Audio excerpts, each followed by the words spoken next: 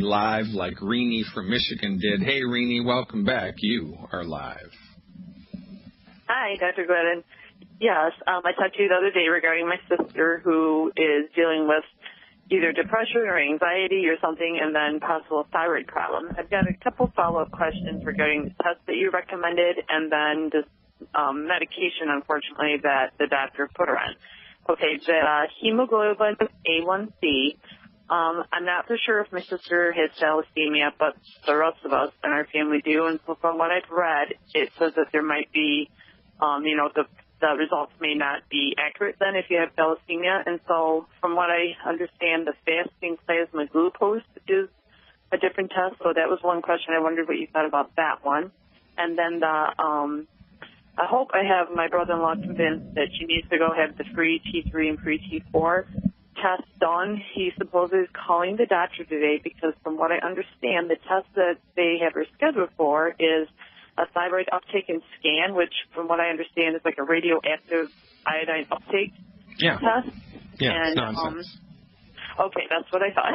And then the other question is the medication that they have her on is Ativan and also Celexa. And I wondered if, and both of them are, addictive, and as far as, you're supposed to wean yourself off of it. But if she's been on those less than a week, can she just, stop taking it? All right. So, number one, I can't give advice about drugs because I can't prescribe drugs in the state that you live in, okay? Okay. So I can't give you any advice about that, but I would consult a pharmacist, and I would say, look, if she decides of her own free will that she wants to come off of this stuff, then she should consult a pharmacist or a medical professional who is licensed to prescribe that stuff and say, hey, look, this is my height, this is my weight, this is how much I've been taking, this is how long I've been taking it, how do I come off of it safely and effectively, and they'll give her advice about that. I cannot do that. Okay. This is the very first time I've ever heard about any relationship between thalassemia and hemoglobin A1C. So I don't know about that, so I can't comment on that. I'm going to have to do some homework, and I could tell you Monday. Okay. But, first of all, she either has thalassemia or she doesn't. Does she have thalassemia? That's the thing. I don't know, and she hasn't been to a doctor in years, and so she doesn't really know. But, I have it, and my other two sisters have it, and so that's why I'm kind of – and my dad had it, and so that's – so when I read that about – Yeah, is there anybody in the family who has type 2 diabetes? My grandma. Does she live near your sister?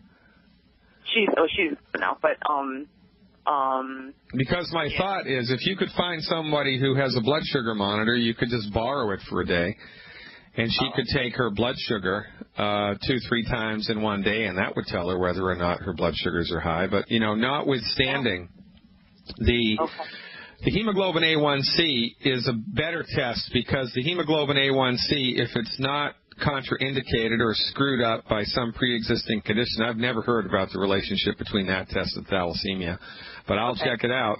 But if the hemoglobin A1C is performed in people that there are not confounding factors, it gives you a really good estimation of your total blood sugars for the last 90 days.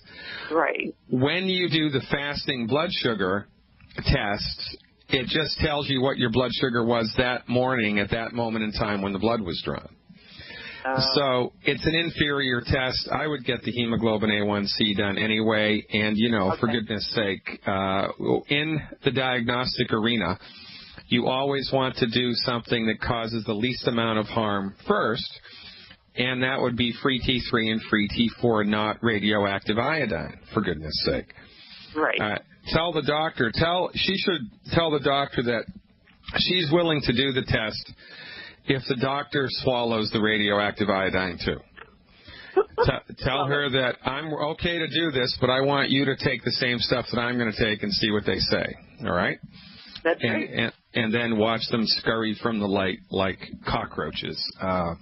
So I wish I could be of more help here. Honestly, that's the first time I've even heard about the thalassemia connection. I'm going to have to double-check that to see the extent to which it is. Because, there can be confounding factors, but you really have to read between the fine print in order to know what's really going on here from a scientific point of view, and most medical professionals neglect to do that and overlook it.